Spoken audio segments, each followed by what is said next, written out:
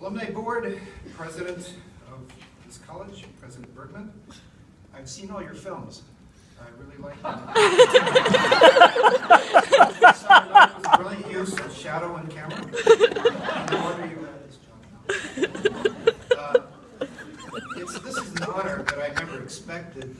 When I graduated from this college, I sat somewhere over here, but this room didn't exist, so it was somewhere near here. And I wondered who these old people were who were getting awards and why I should be concerned, and then suddenly here I am. People have asked me how a guy with brown hair and brown eyes ends up being interested in Scandinavian affairs. Well, I did a DNA test, and my mitochondrial DNA comes out that I'm 3% Swedish, 2% Finnish, and 2% Northern Siberian. All you Northern Siberians? Huh? Solidarity? I want to start by first just thanking everyone for being here, the board for selecting me, which again was a surprise. But the biggest honor for me is people at these two tables over here. Two professors, Roger, Byron, friends, I can't name them all, my daughter, and here's the big kicker. There's two surprise guests this evening. Talk about Charles XII. Charles XII ended up having a bad afternoon in 1709 in Poltava, and he had to be protected by the Sultan of the Ottoman Empire, Ahmet III. And so they put him up in Bender, which today is Moldova. But they were there for such a long time that they created a little Swedish city called Karlstad. But the problem was, well, there were many problems, but among them was that Charles XII didn't pay his bills. So that the Turks called him Dervibash Shah. And that means two things. It could either mean fixed asset or ironhead. But the thing was that the Sultan had to pay his bills. One of my surprise guests this evening is Dr. Nabil Ilseven, who came here from Istanbul just for this event.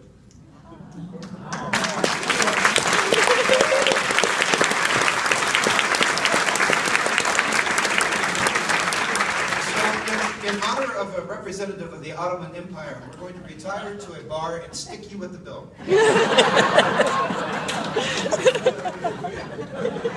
The other surprise guest, and I'm very honored with his presence, is a guy who's collected all the medal and trophies for every award that this college can bestow, Kevin Kling.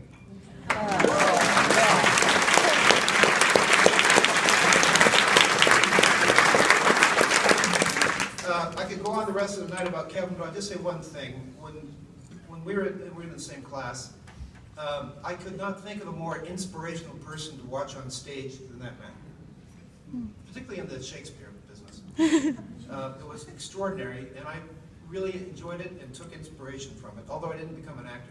What was it I became, Byron? A vaudeville thing? All right, I'm going to finish with two things. The first one is I want to give you a sense of what it was like to be here in the 1970s, 1975. It's very difficult to give you an impression of what coming to this place after I'd been working in a factory for a year, and this happened. May I ask a member of the Red Fraternity to rise and throw out the...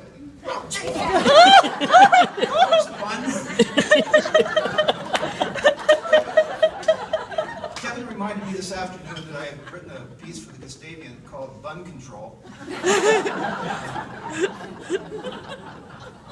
We're going to have searches for, are you going to have concealed buns? The National Bun Association is going to be very unhappy about this. But I'm going to conclude with one brief story.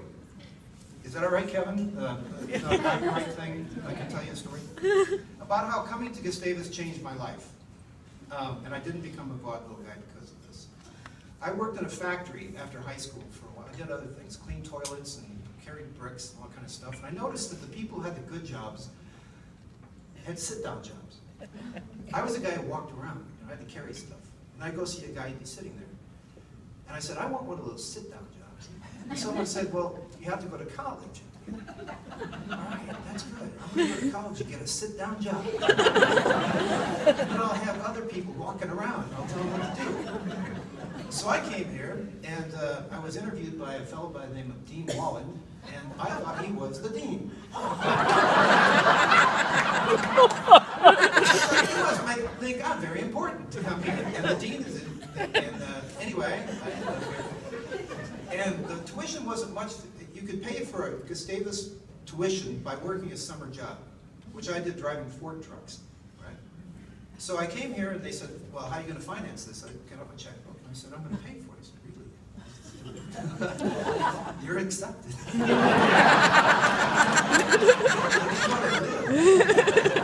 So I paid my thing. I said, "Well, what happens now?" So you take classes. And I was supposed to take classes. But the first thing they did, they gave me a yellow jacket that said crew on the back, C-R-E-W. I said, "What's this?" And they said, "You're in the grounds crew." I said, "How much do I make?" And they said, "No, you paid tuition to get this." I said, "I'm paying you so I can work for you." So the ice hockey rink over here didn't have a roof on it in those days, but they gave me a broom. And I was supposed to push this broom around, wearing a yellow jacket that said crew on the back. Well, I was thinking, I should have stayed in the factory, man. Paid better. And so I'm in there. And I took a freshman political science course from Ron Christensen, Catherine's husband. And he assigned a book called One-Dimensional Man. And I won't ask for a show of hands of who read that one, by Herbert Marcuse. And if anyone can recite the first line of One-Dimensional Man, it is, "My broom is in the corner."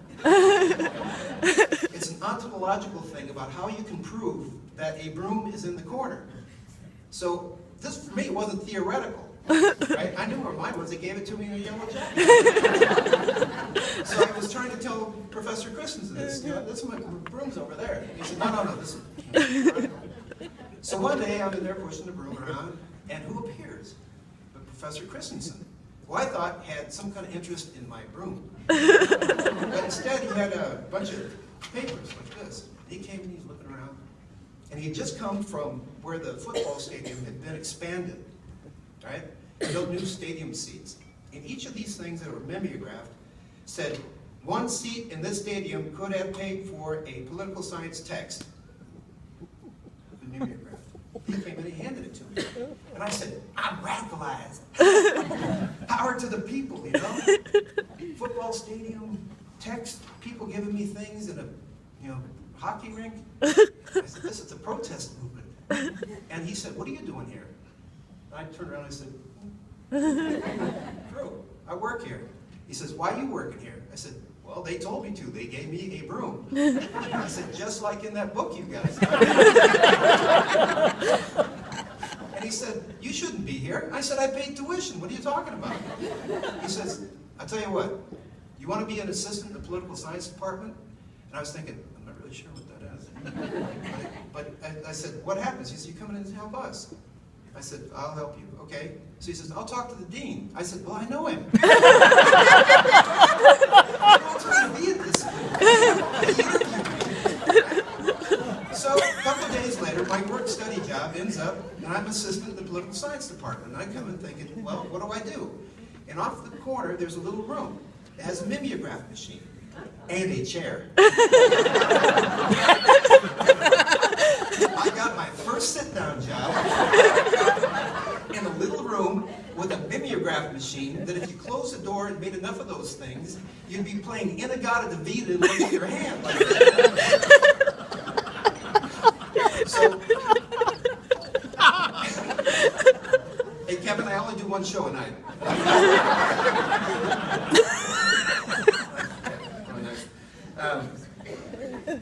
But I'm going to end on as serious as I can be. That was a profound change. You can't imagine, that after a year of working in a factory, suddenly you have a job in a political science department where people took me seriously enough to give me a job to sit down and turn out mimeographs. No one had ever done that before. And the thing for me was that someone was taking me seriously intellectually. It never happened before. It never happened before. Because my experience with education to that point was, shut up and sit down. This was a game changer. And for that, I'm grateful to the faculty To Roger, who was one of the best language teachers I ever had. To Byron, who taught me how to write. To friends who supported me when I didn't deserve it, I can tell you that. And to people like you who recognize me for whatever it is I did. Thank you very much.